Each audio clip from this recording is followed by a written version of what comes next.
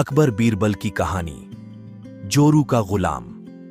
एक बार की बात है, राजा अकबर व बीरबल दरबार में बैठे कुछ अहम मामलों पर चर्चा कर रहे थे। तभी बीरबल ने अकबर से कहा, मुझे लगता है कि ज्यादातर पुरुष जोरू के गुलाम होते हैं और अपनी पत्नियों से डर कर रहते हैं। बीरबल की यह बात राजा को बिल्कुल भी पसंद न आई। उन्होंने इस बात का विरोध किया।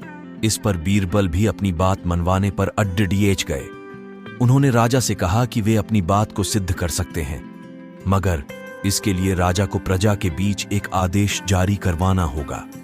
वह आदेश यह था कि जिस पुरुष के अपनी पत्नी से डरने की बात सामने आएगी, उसे दरबार में एक मुर्गी जमा करानी होगी।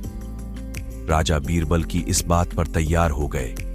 अगले ही दिन प्रजा के बीच आदेश कराया गया कि अगर यह बात सिद्ध हो जाती है कि कोई पुरुष अपनी पत्नी से डरता है, तो उसे दरबार में आकर बीरबल के पास एक मुर्गी जमा करवानी होगी। फिर क्या था, देखते ही देखते बीरबल के पास ढेरों मुर्गियां इकट्ठा हो गईं और सैकड़ों मुर्गियां महल के बगीचे में घूमने लगीं। अब बीरबल राजा के पास पहुंचे और बोले, महाराज, महल में इतनी मुर्गियां इकट्ठा हो गई हैं कि आप एक मुर्गी खाना खोल सकते हैं, इसलिए अब आप इस आदेश को वापस ले सकते हैं। मगर महाराज ने इस बात को गंभीरता से नहीं लिया और महल में मुर्गियों की संख्या धीरे धीरे और भी ज्यादा बढ़ने लगी। इतनी अधिक मुर्गियां महल में जमा हो जाने के बाद भी जब राजा अकबर बीरबल की बात से सहमत नहीं हुए, तो बीरबल ने अपनी बात सिद्ध करने के लिए एक नया उपाय निकाला। एक दिन बीरबल राजा के पास गए और बोले, महाराज, मैंने सुना है कि पाडी होस के राज्य में एक बहुत ही खूबसूरत राजकुमारी रहती है।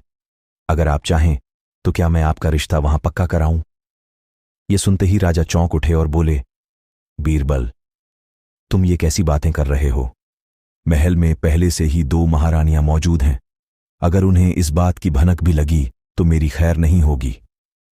ये सुनकर बीरबल ने तपाक से जवाब दिया, चलिए महाराज, फिर तो आप भी मेरे पास 2 मुर्गियां जमा करा ही दीजिए। राजा बीरबल का ऐसा जवाब सुनकर शर्मा गए और उन्होंने अपना आदेश उसी वक्त वापस ले लिया। कहानी से सीख।